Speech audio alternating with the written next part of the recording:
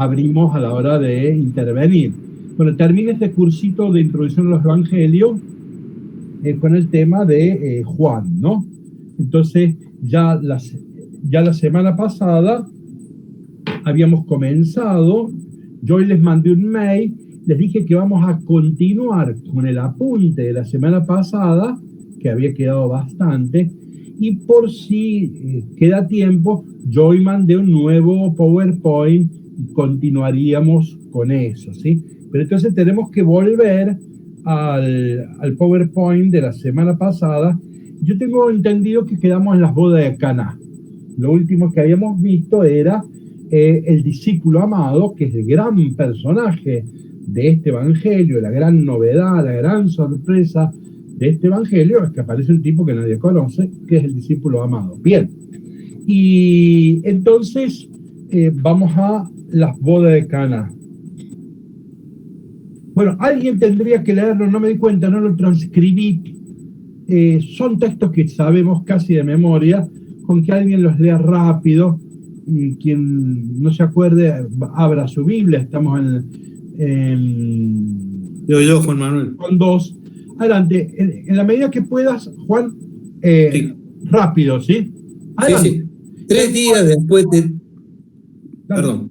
3 días después de la celebración, se celebraron unas bodas en Caná de Galilea, y la madre de Jesús estaba allí. Jesús también fue invitado con sus discípulos, y como faltaba vino, la madre de Jesús le dijo: no tienen vino. Jesús le respondió: mujer, ¿qué tenemos que ver nosotros? Mi hora no ha llegado todavía. Pero su madre dijo a los sirvientes: hagan todo lo que él les diga. Había ahí 6 tinajas de piedra destinadas a los ritos de purificación de los judíos, que contenían unos 100 litros cada una. Jesús dijo a los sirvientes: llenen de agua estas tinajas, y las llenaron hasta el borde. Saquen ahora, agregó Jesús, y lleven al encargado del banquete. Así lo hicieron. El encargado probó el agua cambiada en vino, y como ignoraba su origen, aunque lo sabían los sirvientes que habían sacado el agua, llamó al esposo y le dijo: siempre se sirve primero el buen vino, y cuando todos han bebido bien, se trae el de inferior calidad. Tú, en cambio, has guardado el buen vino. Para Juan, ¿cómo sí. dice? A ver, vas a leer de nuevo cuando dice: primero se sirve el buen vino y después seguir. Siempre se sirve primero el buen vino, y cuando todos han bebido bien, se trae el inferior. Paremos ahí. Han bebido bien. ¿Qué significa? Estaban chupados. Perdón. No, está bien, borrachos, ¿sí? No, porque como está escrito en un lenguaje elegante, a uno se le pasa. O sea que no sabemos, probablemente se acabó el vino, porque estos tipos se lo habían tomado todo, ¿no? Entonces, voy a esto, están borrachos. Es un detalle cómico, pero es importante, que pasa desapercibido, ¿no? Eso es importante.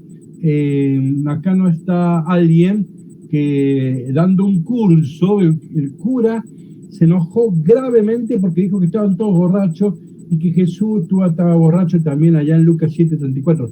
Le duele al cristiano común escuchar que están borrachos. No sé por qué, por una cuestión... Y el texto es muy claro en castellano, ¿sí? Bueno, perfecto. Continuamos la lectura. Vamos a volver a eso. Has apagado el micrófono. Sí, ahí estoy. Tú, en cambio, has guardado el buen vino hasta este momento. Esto fue el primero de los signos de Jesús, y lo hizo en Caná de Galilea. Así manifestó su gloria, y sus discípulos creyeron en él. Después de esto, descendió a Cafarnaúm con su madre, sus hermanos y sus discípulos, y permanecieron allí unos pocos días. Bien, perfecto. Miren, miren la diapositiva 15. ¿Sí? Ahí se dice en 1:19 que los sacerdotes envían una comitiva a interrogar a Juan si es él el que va a venir o es otro. Y Juan dice que no. En el 1:29 se dice: al día siguiente pasa algo parecido. Después dice, al día siguiente sucede otra cosa. Y en el 43, al día siguiente sucede otra cosa. ¿Y cómo comienzan las bodas de Caná? Al tercer día. O sea, ¿cuántos días son? 7. Entonces, acá es muy, muy importante. El Evangelio de Juan, como muchos en el Nuevo Testamento, están fascinados por Génesis 1. Dios creó el mundo en 7 días. El 7 es el número de la perfección. El séptimo día hacia el hombre, ¿no es así? Entonces, el día que descansa Dios, quiero decir. Entonces, es muy importante. El día en donde Dios descansa revela su gloria. Bien, es interesante que si uno lee el final del Evangelio de Juan, también el final se va decantando en 7 días. O sea que el Evangelio de Juan arranca con 7 días, termina con 7 días. Pero además hay un montón de cosas. En el Evangelio de Juan se mencionan 7 fiestas litúrgicas. Hay 7 relatos de mujeres. Bueno, y hay otras cosas que ahora no me acuerdo. Casi todo es 7 en el Evangelio de Juan. Entonces, esto es muy importante. Pero entonces, ¿cómo arranca? Es la nueva creación, ¿ves? Acá va a revelar su gloria. Este relato es una nueva creación, un hombre nuevo, o una nueva alianza. Por eso es una boda. Vieron que en la boda no está la muchacha. Porque acá Juan no me está narrando una crónica histórica. Probablemente alguna vez Jesús me invitaron a una boda, habrá ido. Pero no está la muchacha, ¿no? O sea que se ve que el sentido material de la boda podemos ponerlo en segundo lugar. Acá en la Biblia, vamos a la diapositiva 16, las bodas en toda la Biblia es el símbolo de la alianza, ¿no? La alianza de Dios, Yahvé es el esposo y el pueblo de Dios es la esposa. Esto es una cosa muy clara, muy obvia y constante en toda la Biblia. Por eso acá probablemente hay que dejar en segundo lugar el relato histórico. No hace falta decir que no existió, pero acá lo que interesa es la carga simbólica. Esta es la nueva alianza. Hay una nueva creación y hay una nueva alianza, ¿no? En otro tema que nos llama la atención, vamos a la diapositiva 17, ven que ahí les puse en 2.10, dice metú, y significa emborracharse. O sea que realmente estaban emborrachados. Si a eso Jesús le suma 600 litros, es un abuso. Este texto no es para alcohólicos anónimos, ¿no? Eso, nada de eso, no para ninguna terapia de alcohólico. Diga, Juan no lea. Bueno, Lucas tampoco, lea María, Marco y Mateo. Pero bueno, entonces estaban emborrachados, esa palabra que molesta, no se gusta, que las Biblias traducen elegantemente, pero cuando uno lo piensa, dice, estaban bien bebidos, en castellano eso es, los tipos se habían tomado todo. Bueno, y Jesús va a aportar 600 litros, o sea que estamos... Bueno, ¿por qué la abundancia? Fíjense, yo pongo un solo texto ahí, puse 2, pero el primero es el que más me importa. Amós 9:13. Recuerden que en la Biblia, el primer libro que se escribe es el libro del profeta Amós. Lo hemos dicho varias veces, la Biblia no está ordenada cronológicamente. No es que el primer libro que se escribió es el Génesis, para nada. El Génesis se escribe entre el siglo VI y el siglo IV. En cambio, Amós se escribe en el siglo VIII a.C. Es el primer escrito, es el de Amós. La Biblia empieza por ahí. ¿Y cómo termina Amós? Con una gran profecía, con una gran promesa, con una gran buena noticia, ¿no? Va a poner cuál es la señal de que llega el reino. ¿Cuál es la señal de la nueva alianza? Y ahora lo leemos. Llegan los días, oráculo del Señor, en que el labrador seguirá de cerca al que ciega y el que vendimia al que siembra.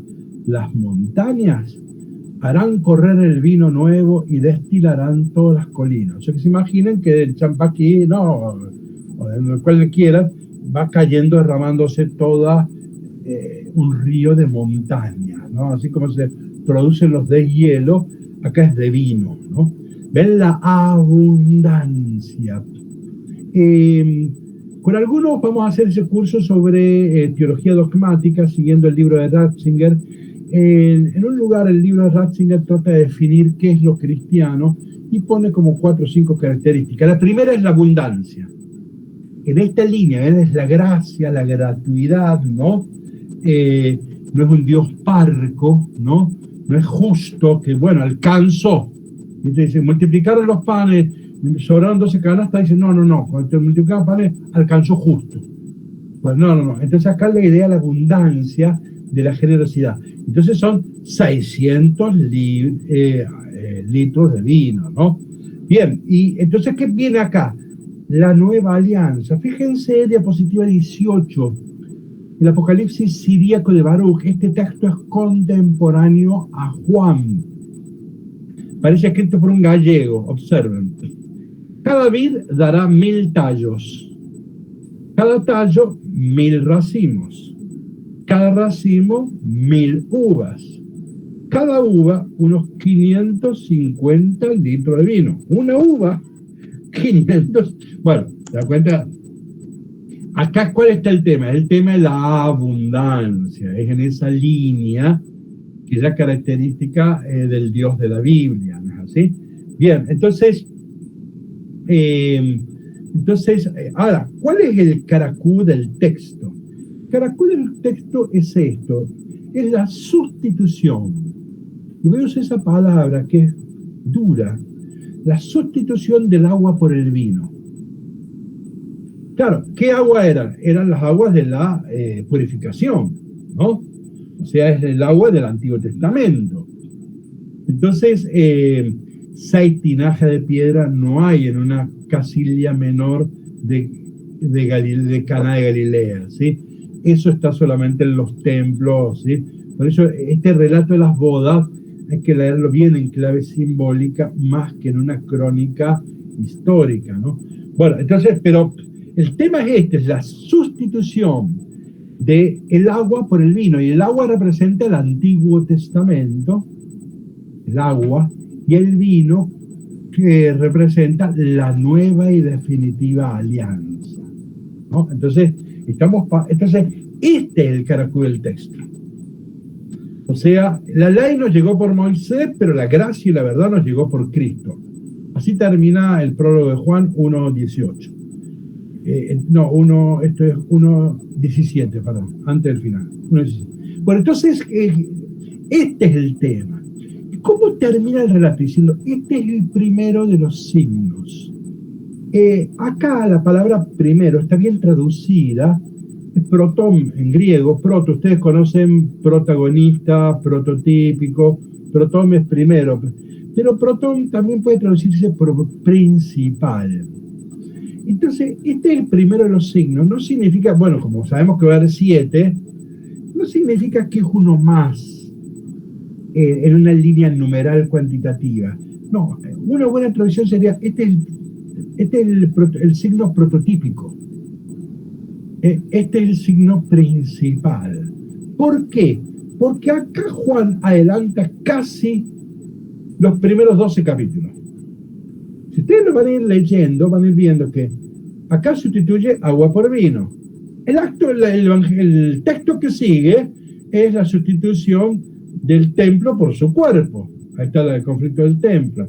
Y así, después va sustituyendo el templo de Garizim y el de Jerusalén, porque ahora en espíritu y en verdad. Y así va sustituyendo las fiestas judías, va a sustituir el sábado. O sea, en este signo está anticipado la gran clave que toda la primera parte del Evangelio de Juan está marcado por esto. Es la sustitución del Antiguo por el Nuevo Testamento, ¿no? Bueno, entonces, por eso dice, este fue el primer signo, en el sentido que yo digo, y nosotros hemos visto, y ellos vieron su gloria y creyeron en él. Bueno, acá hay otro detalle que es muy importante. Fíjense, ¿cómo la llama Jesús? ¿Qué es lo que dice la madre de Jesús cuando se entera que no hay vino? ¿Qué es lo que dice?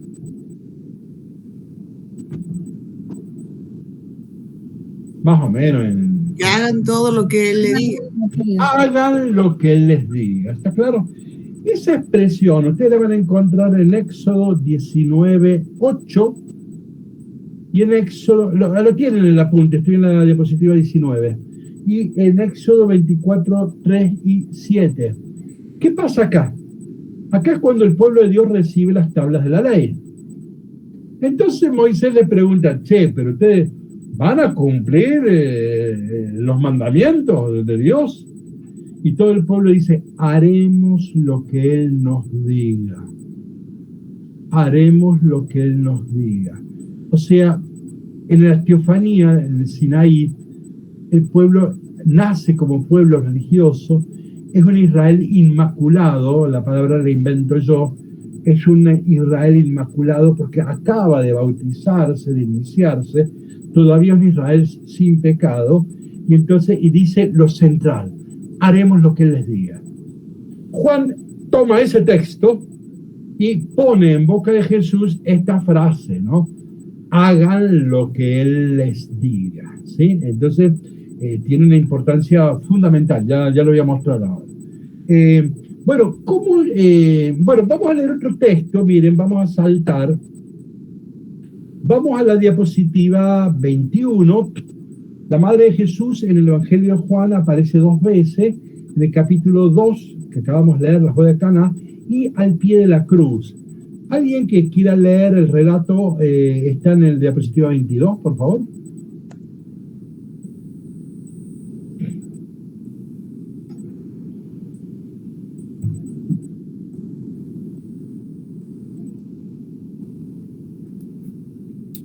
Al ver a la madre y cerca de ella al discípulo a quien él amaba, Jesús le dijo... Elba, ¿cómo arranca? A ver de nuevo. No, es que está leyendo la 22, la que vos dijiste, pero estamos una de diferencia. Vos debes tener una diapositiva de más, Juan Manuel, en tu PowerPoint. Ajá. Lo que vos decís para nosotros es un número menos. Ya me parecía que me estaba mareando. 21 sería para nosotros.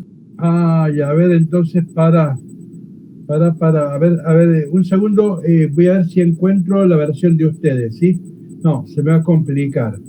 Bueno, ¿voy una diapositiva diferente? Sí. Bueno, recuerden que voy una diferente. Adelante. Junto a la cruz de Jesús es número 21. Esa. Adelante, Elba. ¿Con la 21 o con la 22? Vamos a 21. Ok. Junto a la cruz de Jesús estaban su madre y la hermana de su madre, María, mujer de Cleofás, y María Magdalena. Al ver a la madre y cerca de ella al discípulo a quien él amaba, Jesús le dijo, mujer, aquí tienes a tu hijo. Luego dijo al discípulo, aquí tienes a tu madre, y desde esa hora el discípulo lo recibió en su casa. Bueno, yo destaqué 2 palabras, mujer y hora. Después ustedes chequen su traducción, porque no todas traducen igual. Entonces, en muchas traducciones, en vez de decir hora, dice al instante. Está bien la traducción, pero no es precisa. La palabra hora es clave en Juan. Entonces, conviene entre instante o algún otro sinónimo, ¿sí? Conviene optar siempre por la traducción que diga hora, ¿sí? Bueno, estas 2 palabras me vinculan con las bodas de Caná. Jesús le dijo a su madre, le dijo, mujer, ¿qué a ti y a mí? Recuerdan, ¿no? Y dice, no ha llegado mi hora. Esas 2 palabras, mujer, hora, en las bodas de Caná, vinculan y aparecen juntitas también mujer y hora. Por lo tanto, podemos decir que estos textos están vinculados, están relacionados. Vamos a usar la expresión técnica, acá hay una inclusión semítica.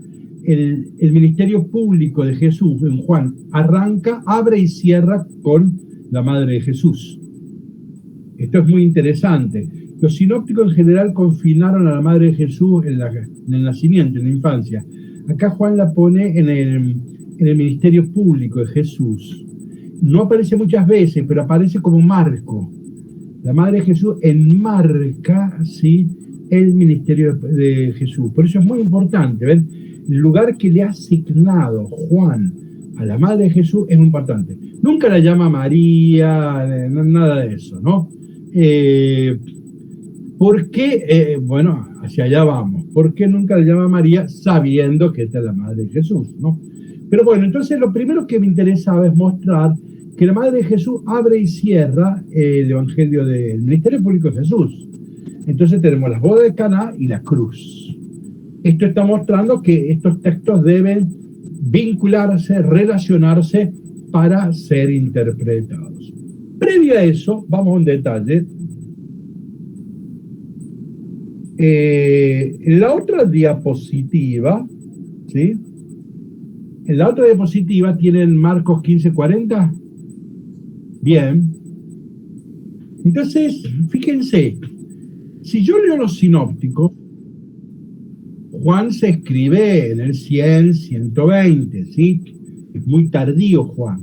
En cambio, los sinópticos, bueno, ya sabemos, Marcos 67, Mateo 85 y Lucas también 85, 40, ¿no? ¿En qué diapositiva estamos, Santiago? Porque se incorporó alguien. 23. Marta, estamos en la diapositiva 23 del PowerPoint de la semana pasada. Bien, entonces, si yo leo Marco, el primer evangelio que se escribe, ¿cuántas mujeres hay? Dice que estaba María Magdalena, María, la madre de Santiago el Menor, y José y Salomé. Habla de 3 mujeres. ¿Está la Virgen María ahí? No. Si leo ahora Lucas, año 85, dice que estaban al pie de la cruz María Magdalena, María, la madre de Santiago y José, y la madre de los hijos de Zebedeo. ¿Está la madre de Jesús? No. Si yo leo Lucas 85, 90, al pie de la cruz estaban María Magdalena, Juana y María, la madre de Santiago. ¿Está la madre de Jesús? Bien, entonces avancemos a la otra diapositiva. Suetonio, ¿se acuerdan que hemos hablado siempre de la vida de los 12 Césares? Un libro que es bueno tener en el archivo, en la biblioteca. Le dedica cada capítulo a uno de los Césares, ¿sí? Tiberio es el del tiempo de Jesús, ¿sí? El emperador Tiberio, eso vale la pena leerlo, ¿no? Son cosas que además cortas, no son relatos largos, ¿no? Bueno, cuando habla de Tiberio, recuerda que la familia no podía asistir a acompañar en el momento de la crucifixión.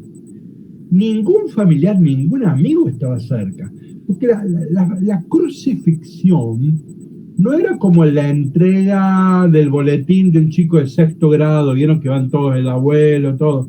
No, es una cosa, es un castigo humillante. No me quiero detener en esto, pero era una cosa terrible la crucifixión, ¿no? Y sobre todo debía ser humillante. Y el tipo no tenía que ver ningún rostro compasivo. Los únicos que están cerca es de estar burlándose, escupiéndole, cualquier cosa así. Pero entonces, por eso está prohibido. Ningún familiar ni ningún amigo. Lucas va a decir, miraban de lejos las mujeres. Bueno, ahí está acertado Lucas. O sea que Lucas en realidad no las pone al pie de la cruz. Dice, contemplaban de lejos. ¿Por qué? Porque sabemos que nadie estuvo al pie de la cruz de Jesús. Ni el discípulo amado, ni María, ni nadie. Ni estas de las cuales nos mencionan los sinópticos. Ahora fíjense, vuelvo a los sinópticos. Si los sinópticos, a ver, ¿por qué los sinópticos no hubieran puesto a la madre de Jesús si realmente hubiera estado? Es impensable, ¿está claro? Es impensable que si la madre de Jesús hubiera estado, que los sinópticos no pongan la madre de Jesús, que le costaba poner un cuarto personaje. Si los sinópticos dicen que no estuvo, es obvio concluir que no estuvo. Pero además tenemos el texto histórico de Suetonio, ¿no? Entonces, volvamos a la diapositiva en donde comienza el relato de... entonces, el versículo 25, retrocedemos. En diapositiva 21. Junto a la cruz de Jesús estaban su madre, su hermana, la hermana de su madre, María, la mujer de Cleofás, y María Magdalena. Entonces, hay que decir esto. Probablemente, históricamente, no estuvo la madre de Jesús, ni el discípulo amado. Pero a Juan le interesa dar un mensaje. Y entonces interesa hacer catequesis.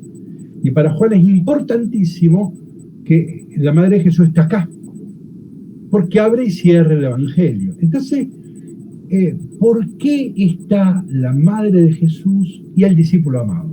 Dos personajes, además, que no conocen los sinópticos, no, a la madre de Jesús sí. Fíjense, porque ¿qué representa la madre de Jesús al pie de la cruz? Es la mujer. ¿Qué mujer?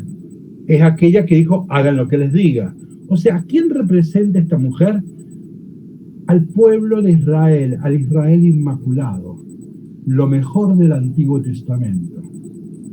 ¿Qué representa el discípulo amado al pie de la cruz? Lo mejor del Nuevo Testamento. Avancemos. ¿Qué representa la Madre de Jesús a los cristianos provenientes del mundo judío? Jerusalén, Santiago. A muchos de ustedes esto les suena. A otros. ¿Qué representa el discípulo amado? A los cristianos del mundo pagano, mundo helenístico. Entonces ven, acá en la cruz se reúne toda la iglesia, del origen judío y del origen pagano, ¿no? Entonces la cruz es el lugar de encuentro del Antiguo y el Nuevo Testamento. La cruz es el lugar de encuentro, es el lugar de nacimiento de esta iglesia de judíos y de paganos, ¿sí? Ahora también hay que decir esto, todo el Antiguo y todo el Nuevo Testamento señalan a la cruz. Bueno, estamos ahí entonces, o sea que para Juan es importantísimo este relato. Y evidentemente tiene una categoría teológica, ¿no? En la teología se inventan palabras. Una de las palabras que se inventan es teologúmeno. Anótenlo porque algún día, si van a hacer algún doctorado a Roma, va a aparecer esta palabra y ustedes van a decir, ¿qué? Allá no les enseñaban eso. Teologúmeno. ¿Qué es un teologúmeno? En realidad es un relato que no existió nunca, pero que es importante para la teología del autor. Para el Evangelio de Juan, esto no puede no estar. Esto es una cosa que no podía no estar. Entonces, a esto se le llama teologúmeno. Ustedes van a ver que estudiando teología, más de una vez les van a decir, esto es un teologismo. Es una verdad teológica, pero que probablemente no tenga una referencia histórica, ¿sí? Bueno, acá probablemente estamos de esto. Pero fíjense, acá hay una audacia teológica de Juan respecto a los sinópticos. A los sinópticos ni se le ocurrió esta idea, ¿no? Bueno, o sea, Juan tiene una intención fuerte de que esté la Madre de Jesús ahí. Le interesa seriamente. Para él esto es clave. Porque acá está juntando Antiguo y Nuevo Testamento. Los judíos y los paganos. O sea, está haciendo toda una elaboración muy seria. ¿Y nos entendemos acá? Importante a la hora de la catequesis, a la hora de predicar estos textos, sacarle el clima festivo que le hemos puesto a los predicadores. ¿Vieron cuando los predicadores predican estos textos? Y entonces, vieron que la onda es bien afectiva, ¿no? Y que Juan la llevó a su casa, ¿no? No sé si... bueno, en realidad son textos teológicos, los evangelios, ¿no? Más que textos con clave más psicológica, afectiva. No, esto no tiene nada que ver, ¿no?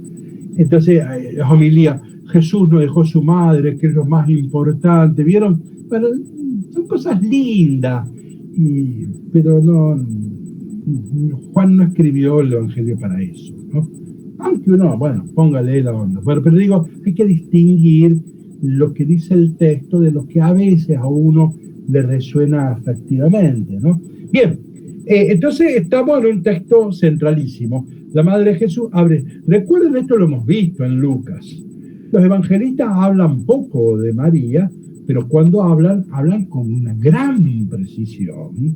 Y en donde la ponen a la Virgen María, Lucas, yo esto ya lo hemos visto, no, sale poco cuantitativamente, pero aparece siempre con una fuerte presencia cualitativa. La presencia de María en la iglesia es altamente cualitativa.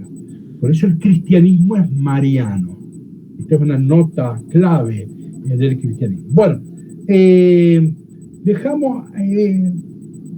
dejamos el tema de bodas de Caná y lo de la cruz. Saltamos un relato muy interesante, el de la samaritana, que está en Juan 4. Yo para esto, como hemos visto en Lucas, hemos visto la parábola del buen samaritano, ya he hablado largo de la bronca, perdón por la palabra vulgar, la bronca entre judíos y samaritanos. De eso seguro que lo expliqué, y bueno, no lo vamos a repetir, nosotros lo sabemos, había un odio real, ¿sí? No voy a repetir todo ese problema. Ahí se van viendo las diapositivas, ahí les pongo en un esquema en donde viene el origen del problema con la división del reino. Después hay una foto del monte Garizim, allí donde tenían su templo y adoraban los samaritanos. Ahí tenemos los dos templos, el de Garizim y el de Jerusalén, que dice, ya no se adora ni en Jerusalén ni en Garizim, sino en el espíritu. Ahí tenemos un mapita donde está Samaria, ¿sí? Templo de Garizim. El texto que yo conté, de las antigüedades judías, Josefo, que yo les dije que era un invento, que cuando José tenía 14 años los samaritanos entraron de noche y llenaron de cadáveres, ¿sí? Lo que es un invento mío es lo de San José para llamar la atención, pero acá tienen el dato, eso es que entraron los samaritanos y esparcieron los cadáveres, eso es cierto, o sea que había bronca en serio, ¿sí? Si avanzamos, ahora viene el texto, ¿no? Fíjense cómo arranca el texto. Para eso tenía que atravesar Samaria. Yo se los destaqué, él tenía. En griego se escribe de. Y una palabra muy importante, de. ¿Vieron cuando Lucas dice por ahí, era necesario que el Mesías padeciera para entrar en su gloria? Ese era necesario, en griego se escribe de. Esta expresión la usa mucho Lucas, la usa mucho Pablo. Lucas dije, Pablo, y bueno, y acá Juan. Entonces, era necesario que atravesara por Samaria. Ya dijimos que Jesús no tenía onda con los samaritanos, que los discípulos no tenían onda con los samaritanos, Jesús jamás hubiera cruzado por ahí, los discípulos menos. Pero acá Juan está haciendo una lectura teológica, dice, corresponde al plan de la salvación llegar a los samaritanos. Y por eso Jesús era necesario que pasara por Samaria. ¿Me expreso? Pero fíjense, está haciendo una interpretación teológica Juan. ¿Sí? Entonces, por eso, para Juan, Jesús pasó por Samaria, ¿no? Y llegó a una ciudad de Samaria llamada Sicar, cerca de las tierras de Jacob, había dado a su hijo José. Allí está el pozo de Jacob. Jacob es el gran patriarca. Miren, los cristianos le hemos puesto en primer lugar a Abraham, pero los judíos siempre está en primer lugar Jacob. Entonces, es el gran patriarca, el padre de las 12 tribus, ¿no? Entonces, la primera referencia con Jesús es con el gran patriarca. Era del mediodía, una mujer samaritana le dijo, dame de beber, Jesús, y sus discípulos se habían ido a comprar. Así que genera el ámbito de intimidad, el autor está muy bien ahí. Y la samaritana le respondió, a ver, un pozo era como el shopping, guarda, el shopping, el pozo era un lugar importantísimo, el agua en el desierto es importantísimo, ¿sí? Entonces, no es un lugar menor. Al mediodía no había mucha gente, y la cuestión que quedan solos.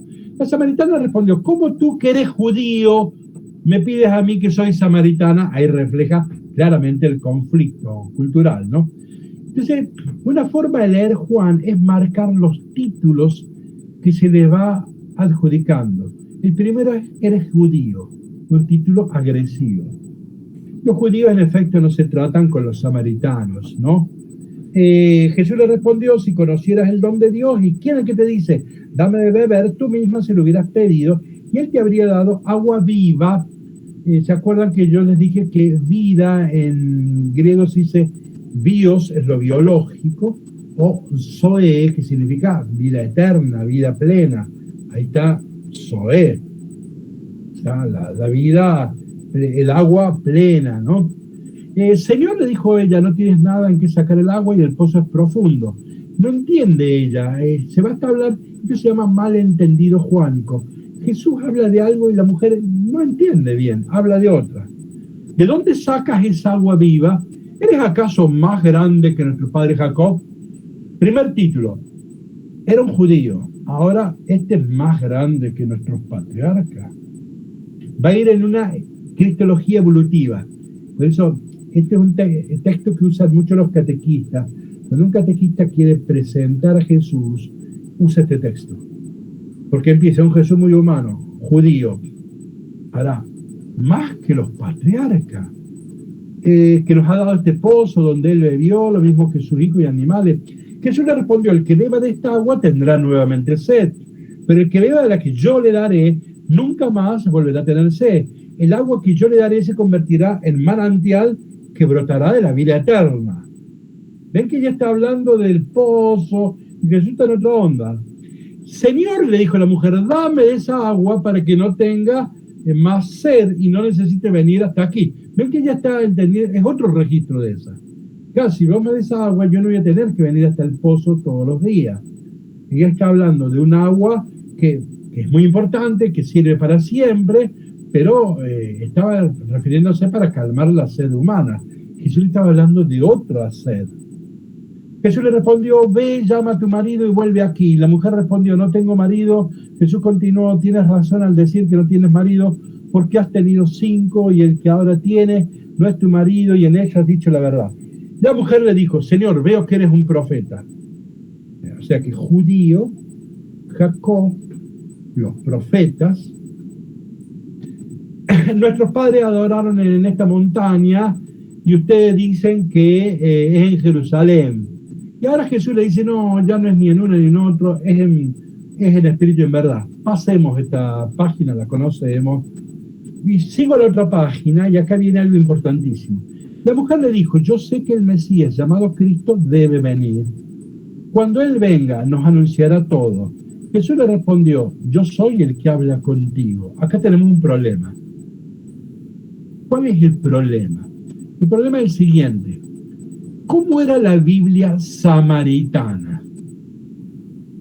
Entonces, la Biblia samaritana, porque se separan, entonces hay 2 templos diferentes, 2 grupos sacerdotes diferentes, 2 Biblias diferentes, o sea que terminan siendo los samaritanos como una religión aparte. La Biblia samaritana tenía nada más que los 5 primeros libros de la Biblia, que nosotros llamamos el Pentateuco. Eso era la Biblia samaritana. O sea que si esta mujer era verdaderamente samaritana y alguna vez escuchó las tradiciones de su religión, conocía eso. ¿Cuál es el problema? ¿En qué parte de la Biblia se empieza a hablar del Mesías, del Cristo? ¿Dónde se empieza a hablar de eso?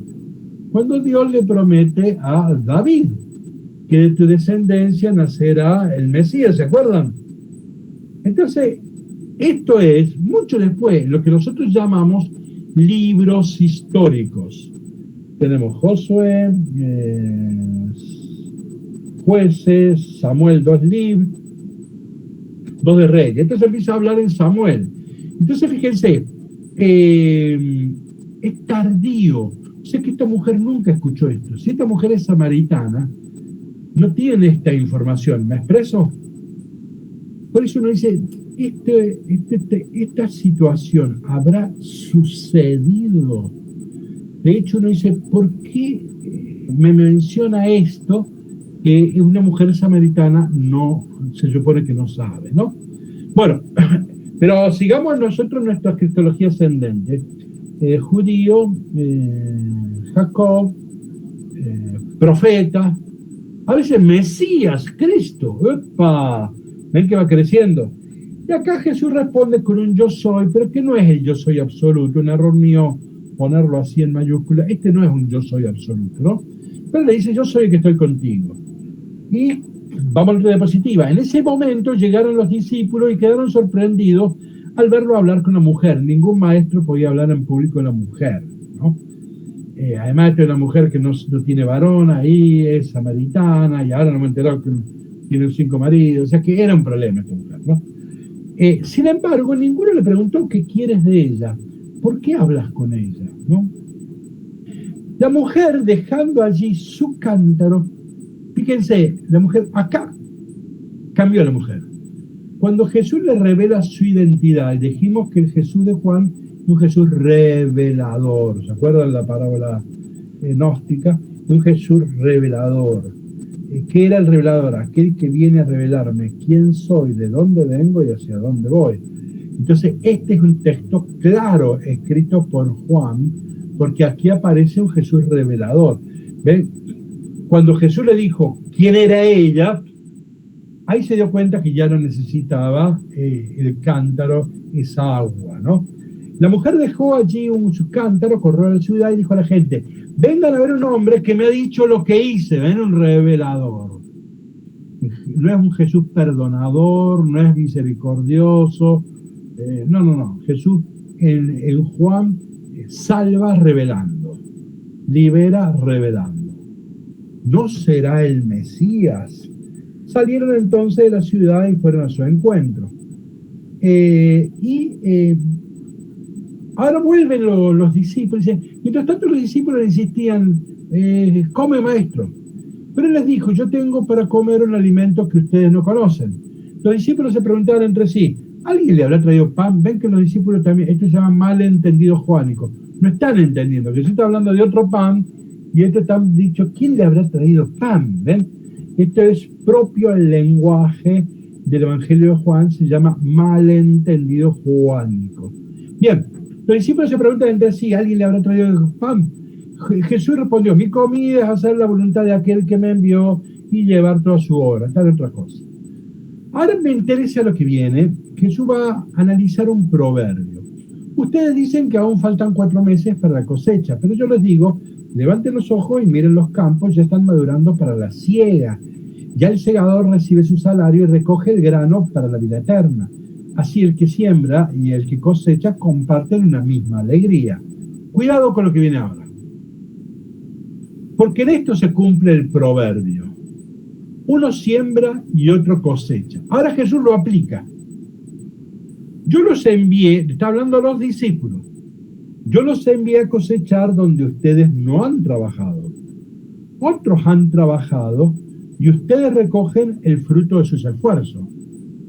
¿Esto qué tiene que ver con el relato? Sigo leyendo y vuelvo a la pregunta. Sigo leyendo. Muchos samaritanos de esa ciudad habían creído en él por la palabra de la mujer, que atestiguaba. Creyeron por la palabra de la mujer, ¿no? Que atestiguada. Me ha dicho todo lo que hice. Ven que es un revelador, ¿no? Por eso cuando los samaritanos se acercaron a Jesús le rogaban que se quedaran con ellos y él permaneció allí 2 días. Muchos más creyeron en él a causa de su palabra. Y decían a la mujer, ya no creemos porque tú has dicho, nosotros mismos lo hemos oído y sabemos que él es verdaderamente el Salvador del mundo. Acá llegó al tope Juan. Judío, Jacob, profeta, Mesías, Salvador del mundo. Esto los sinópticos no tienen ni idea. Para los sinópticos Jesús era un Mesías. ¿Qué es un Mesías? Un caudillo nacional. Chacho Peñalosa, Elijam. Era eso. Recuerden que cuando Jesús va a ir al cielo, Hechos 1.8, los discípulos, ¿qué le preguntan? Hechos 1.6. Señor, ¿es ahora que vas a restaurar el reino de Israel? Los discípulos no cazaban fútbol. Están siguiendo a un gran líder, ¿no? Pero entonces, acá Juan dice, no, este es el Salvador del mundo, este no es un caudillo, no es un Mesías. ¿Qué era un Mesías? el que viene a liberar a Israel, no al mundo. El Mesías no es el Salvador del mundo, el Mesías es el Salvador de Israel. Entonces, claro, acá ya estamos en una reflexión, gente que viene pensando 70 o 100 años después, dijimos 100, 120, en otras culturas mucho más universalistas, no el nacionalismo judío, y acá se empiezan a decir, che, Jesús es el Salvador del mundo, no de este espacio geográfico, ¿sí? Bueno, acá esta es una catequesis sobre quién es Jesús. Bueno, que los catequistas empleen este texto el día que quieran hacer una presentación de Jesús. Hay que una cristología progresiva. En diálogo, es un texto de diálogo, se va aprendiendo quién es Jesús. Bueno, vamos a la cuestión nuestra. Pasamos una diapositiva, otra diapositiva, ahí tienen judío, Jacob, profeta, Mesías, Salvador del mundo. Vamos a la que prosigue, que dice problema. Yo creo que esto ya lo hicimos. A ver, ¿recuerdan? A ver, alguien que busque por favor Lucas 9:52 y otro que busque, yo lo digo siempre de memoria, pero es bueno que lo leamos. Otro que busque Mateo 10:5-6. Vamos a leer primero Mateo 10:5-6. Ustedes me lo han escuchado repetir de memoria siempre, pero lo vamos a escuchar. A ver, Mateo 10:5-6, por favor. Jesús envía la primera misión a los discípulos y la primera consigna que les da la misión es esto que vamos a leer. Adelante. A estos 12 Jesús los envió con las siguientes instrucciones. No vayan a regiones paganas, ni entren en ninguna ciudad de los samaritanos. Vayan en cambio a las ovejas perdidas del pueblo de Israel. Bien, la pregunta es simple. ¿Jesús tenía onda con Samaria? ¿Los mandó a Samaria? No. ¿Sí? ¿Cómo este texto contradice con el Jesús que nosotros creemos? Este texto es histórico. A Mateo le hubiera encantado no poner este texto, porque contradice toda la enseñanza de Mateo. ¿Cómo termina Mateo 28:16-20? He recibido todo poder en el cielo y en la tierra. Vayan y hagan que todos los pueblos, las etnias, sean mis discípulos, bautizándolos en el nombre del Padre. La tesis de Mateo está en el final. El texto clave de Mateo es 28:16-20, lo que acabo de decir de memoria. La tesis de Mateo es un Jesús universalista. Vayan a todas las etnias. ¿Se acuerdan los magos? Ven que los magos no se domiciliaron en Jerusalén. Tocaron y se fueron, se volvieron a Persia. Entonces, ven, el texto de los magos es un texto importantísimo en Mateo, porque está planteando el universalismo. No hay que ir a comprar un domicilio allá. Bueno, entonces, en Mateo, acá, Mateo este texto le dolió, no lo hubiera escrito nunca. Después lo va a repetir con la cananea, pero bueno. Pero a Mateo esto le dolió. Entonces, los criterios de historicidad, a esto le llaman contradicción, tienen distintos nombres, dicen, y como esto va contra la tesis fundamental de Mateo, tenemos que deducir que este texto es histórico, que Mateo no lo hubiera escrito jamás. Si lo puso es porque él lo recibió de tradición. O sea, conclusión, Jesús no tenía onda con los samaritanos. Hemos hablado en otro curso, ya no sé en cuál, en Pablo, o no, todavía no, sí, de la escatología centrípeta y escatología centrífuga. No, bueno, dejémoslo. La cuestión es esta, que Jesús no tiene onda con Samaria. ¿Estamos? Bien. Ahora veamos los discípulos. ¿Quién tiene Lucas 9, 52, 53? Adelante, Marta. Y envió por delante unos mensajeros. Ellos fueron y entraron en un pueblo de samaritanos para prepararle alojamiento. Pero estos no los recibieron porque se dirigían a Jerusalén. Continúa, Marta. Pero estos no, ese sería el 53, 54 también. Al ver esto, Juan y Santiago, sus discípulos, dijeron: Señor, ¿quieres que mandemos que caiga un rayo del cielo y acabe con ellos? Y él se volvió y Está bien, está bien. entendió. ¿Tenían onda los discípulos con Samaria? Vieron que la gente, yo cuando hago curso de Juan, el otro día me decían, que Juan es tan tierno, de gente, voy a hacer un cursito sobre el Evangelio de Juan, ¿no? Y gente, pero Juan a mí me suena como muy tierno. No tiene idea quién es Juan. Ve que Juan dijo, ¿quiere que hagamos bajar fuego sobre los samaritanos? O sea, está claro que los discípulos no tienen onda con Samaria. O sea, Jesús no tiene onda con Samaria, los discípulos no tienen onda con Samaria. Vemos una... pasemos a otra diapositiva y veamos Hechos de los Apóstoles 1:5, por favor. Hechos de los Apóstoles 1:5. Ya Jesús resucitó, ascendió al cielo, estamos en Pentecostés, ya la iglesia está en Jerusalén, etc. Hechos 1:8, 1 al 5.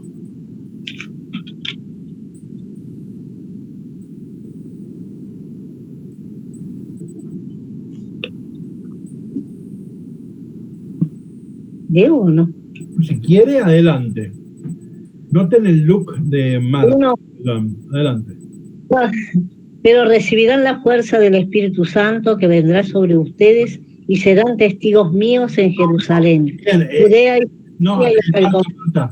excelente. Uno, Pero no es ese. Capítulo 8, 1 al 5. perdón, uno de mi padre. Pero ese es el texto más importante de los Hechos de los Apóstoles, pero no me quiero detener. A ver, entonces vamos a Hechos 1, 5. 8, 1 al 5. Saulo aprobó la muerte de Esteban. Ese mismo día se desencadenó una violenta persecución contra la iglesia de Jerusalén. Todos, excepto los apóstoles, se dispersaron por las regiones de Judea y Samaria. Unos hombres piadosos enterraron a Esteban y lo lloraron con gran pesar.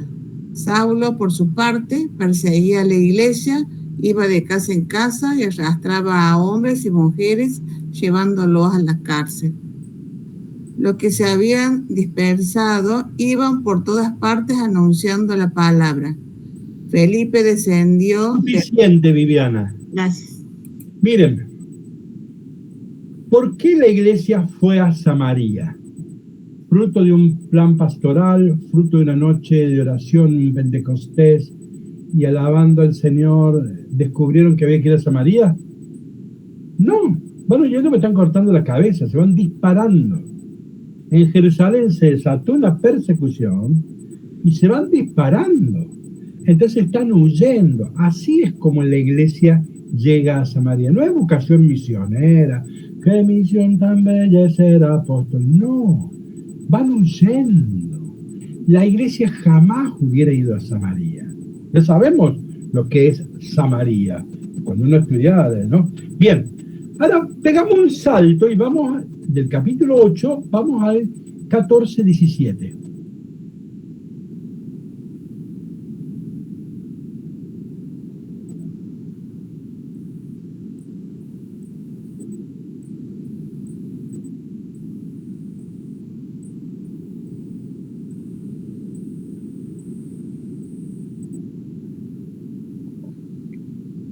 Nunca dejó de manifestarse como bienhechor, enviándoles lluvias desde el cielo, buenas cosas. Basta. Estamos en Hechos de los Apóstoles, capítulo 8. Capítulo 8. 14 al 17. Perdón. Y es carismática, o sea que tiene la Biblia siempre ahí en el bolsillo, o sea que... Dale, Marta. Pedro y Juan. Dale. En Jerusalén los apóstoles se enteraron que Samaria había aceptado la palabra de Dios y les enviaron a Pedro y Juan. Estos bajaron y rezaron para que recibieran el Espíritu Santo, porque todavía no había bajado sobre ninguno de ellos y solo estaban bautizados en el nombre del Señor Jesús. Entonces les impusieron las manos y recibieron el Espíritu Santo. Este es el Pentecostés de los samaritanos. Bien, vuelvo a esta pregunta. No, ahora incorporo una pregunta. ¿Quién fundó la iglesia de Samaria?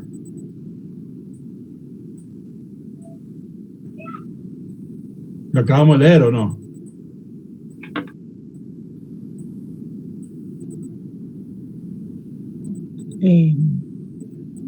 ¿Quién fundó? Pedro. ¿Quién? Pedro y Juan. Pedro y Juan impusieron las manos y descendió el Espíritu Santo. Ese es un acto fundacional.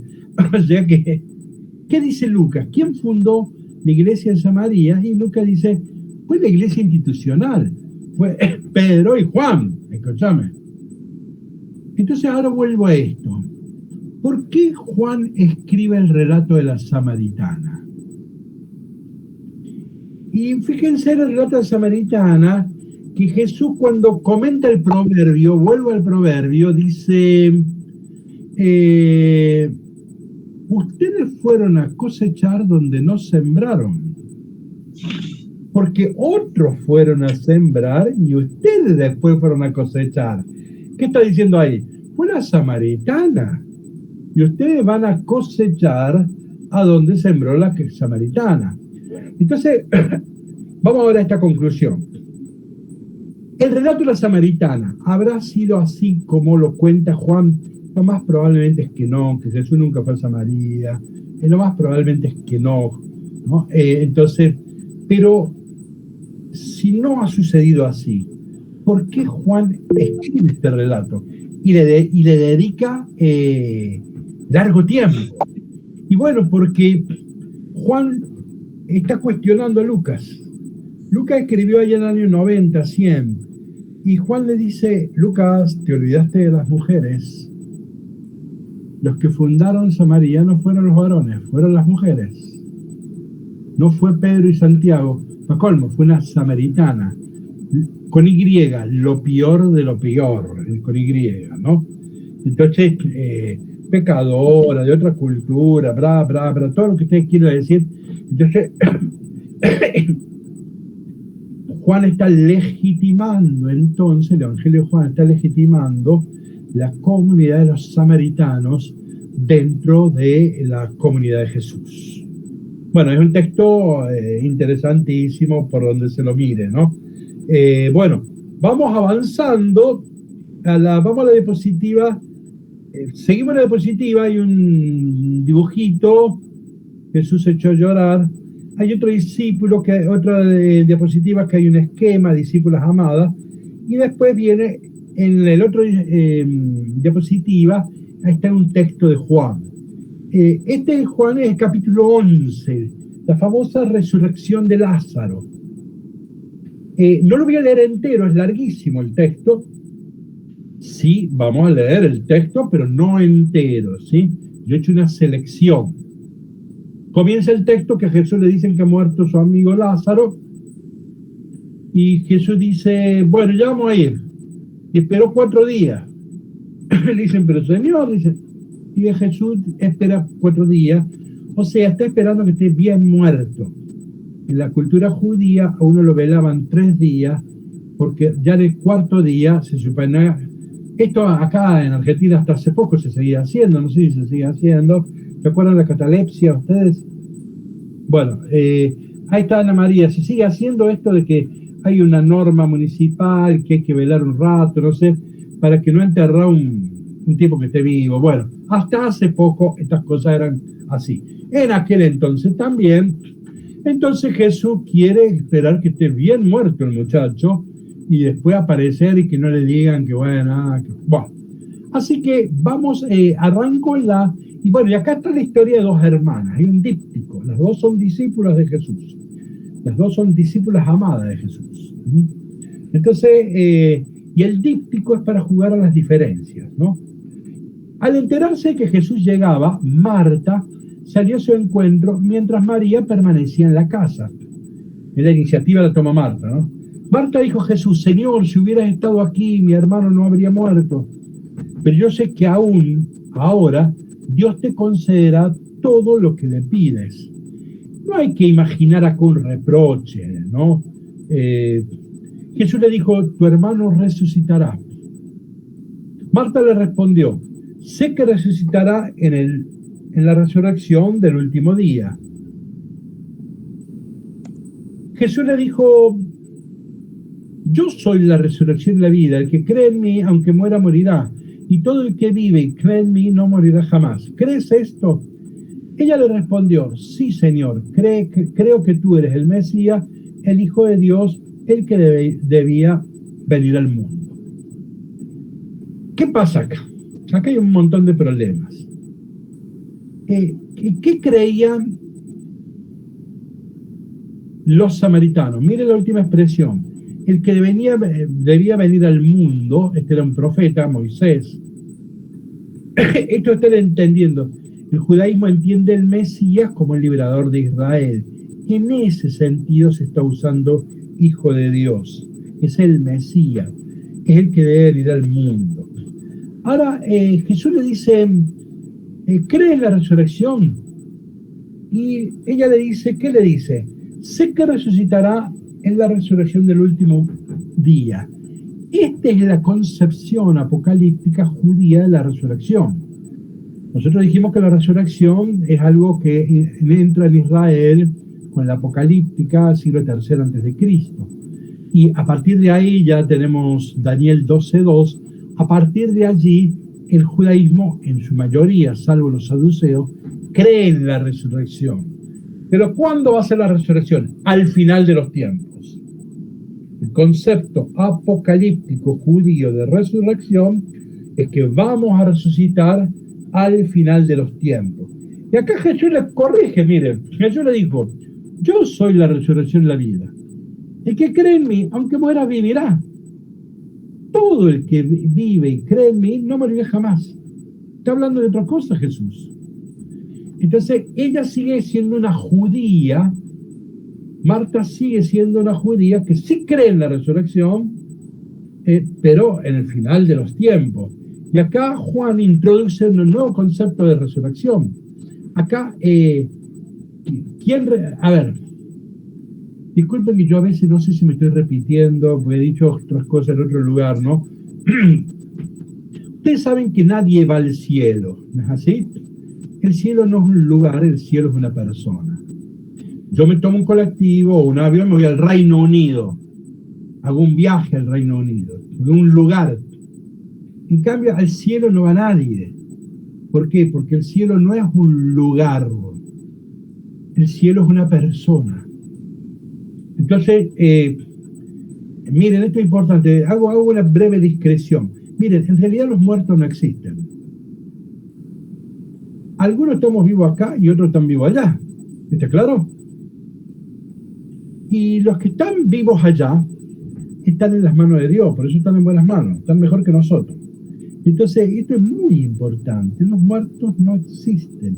Algunos estamos vivos acá y otros están vivos allá. No es que la gente son espíritus que hagan una vuelta por ahí. No. Bueno, entonces volvamos a esto. El cielo no es un lugar, el cielo es una persona. Entonces, el cielo es encontrarse con Jesús. Entonces, la resurrección es estar con Jesús. Esto, aunque muera yo física y biológicamente, yo ya estoy con Jesús. Él es la vida. ¿Me expreso en esto? Entonces, acá hay un concepto totalmente diverso. ¿Están hablando de lo mismo? No están hablando de lo mismo. Marta es una judía que cree en la resurrección de los muertos al final de los tiempos. Acá Juan es un cristiano que dice, no, la vida es estar con Jesús. Antes o después de la muerte, ¿sí? La vida es estar con Jesús. El que está con Jesús, ese es el que vive.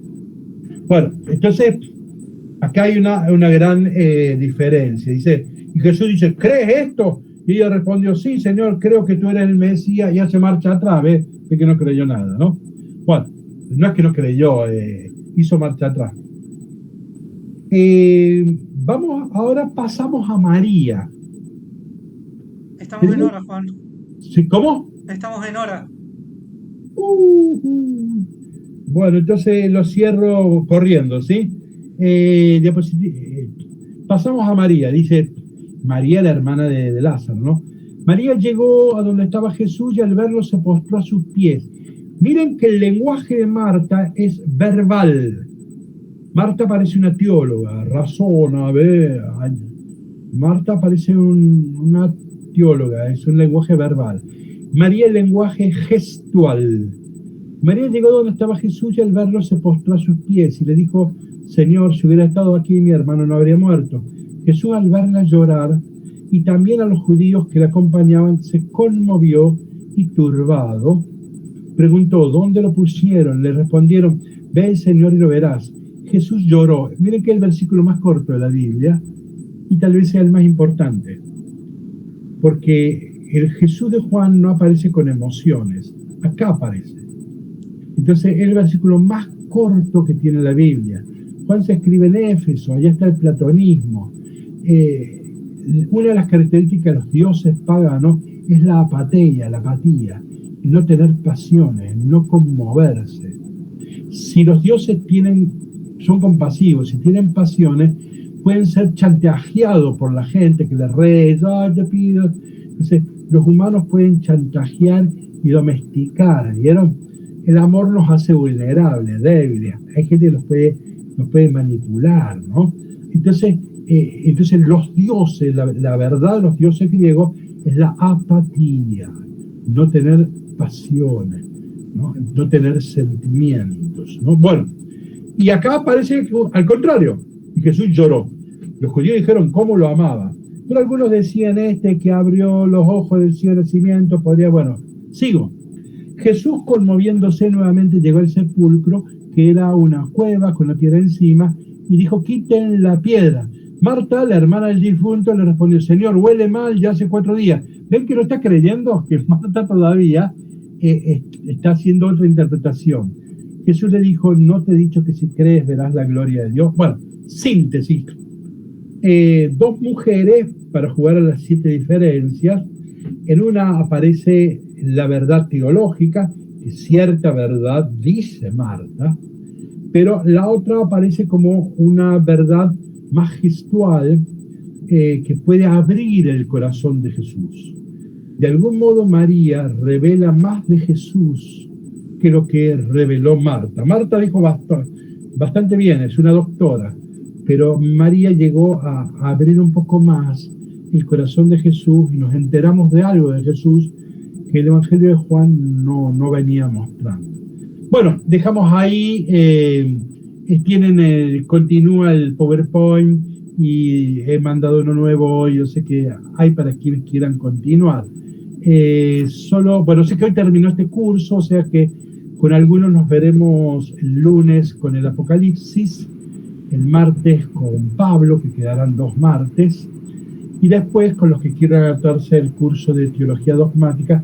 Recuerden que la fecha es hasta el 18 de octubre y que yo les voy a exigir compromiso personal para cursar. O sea, van a tener que leer, ¿no? Si no, el curso no va a tener sentido. Y aprovecho que algunos son parroquianos como Marta. Estos 5 lunes yo voy a hacer un curso sobre la oración en la Biblia. ¿Sí? Bueno. A ver. Padre, Sí. ¿este curso hoy terminó? Este curso terminó hoy. Perfecto. Bien. Juan 12, Juan 13 Todo y el apóstol nuevo que mandó. todo el que quede regalo. Bueno, entonces, ¿alguna última pregunta? Nos estamos yendo. Bueno, que Dios la Virgen nos bendiga. Nos veremos con algunos el lunes y otros martes. Que tengan una linda semana. Chao. Gracias. Bendiciones.